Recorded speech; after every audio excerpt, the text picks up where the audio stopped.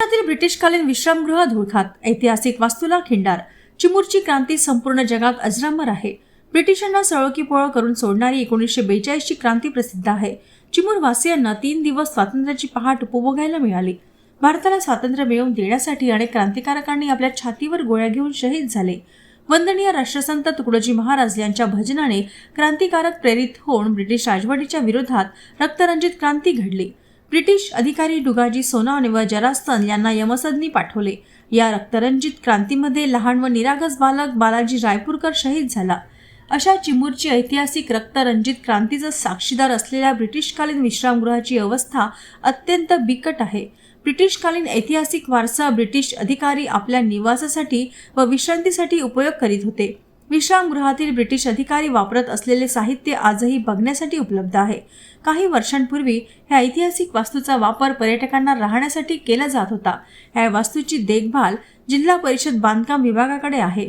काळजीवाहक कोणीही नसल्याने विश्रामगृहात धुळीचे साम्राज्य पसरले आहे. ब्रिटिशकालीन विश्रामगृहाची वैशिष्ट्य. ब्रिटिशकालीन विश्रामगृहाचे छत उंच आहे, भिंती जाड आहेत, मोठी वरांडी व उन्हाळ्यात आतील वातावरण थंड राहते. संपूर्ण जगामध्ये चिमूरची क्रांती ही प्रसिद्ध आहे आणि अजरामर आहे. या क्रांतीभूमीमध्ये अनेक शहीदांनी या ठिकाणी आहुती दिली आणि बलिदान दिलं.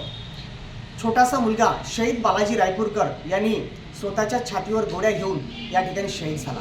याच क्रांतीभूमीमध्ये वंदनीय राष्ट्रसंत श्री तुकडोजी महाराज यांच्या भजनाच्या प्रेरणेने या ठिकाणी चिमूर क्रांतीची ज्वाला फडकली आणि चिमूर येथे असलेली इंग्रज राजवटीला सळोकीपळ करून सोडणारी हे चिमूरची क्रांती या ठिकाणी प्रसिद्ध आहे. याच चिमूर क्रांतीभूमीमध्ये चिमूर वरोरा महामार्गावर या ठिकाणी ब्रिटिश गव्हर्नमेंटने बनवलेलं विश्रामगृह की ज्या ठिकाणी ब्रिटिश सरकार अधिकारी या ठिकाणी राहायचे आणि विश्राम करायचे.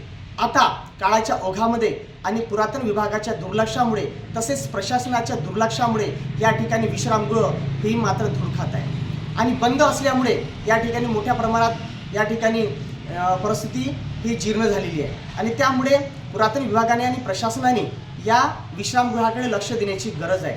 हा ऐतिहासिक ठेवा जिवंत असणं आवश्यक आहे की जेणेकरून समोरच्या पिढीला अभ्यास करण्यासाठी तसेच चिंतन करण्यासाठी आणि निरीक्षण करण्यासाठी हा ठेवा जिवंत ठेवणे आवश्यक आहे. त्यामुळे पुरातन विभागाने या विश्रामगृहाकडे लक्ष देणं गरजेचं आहे.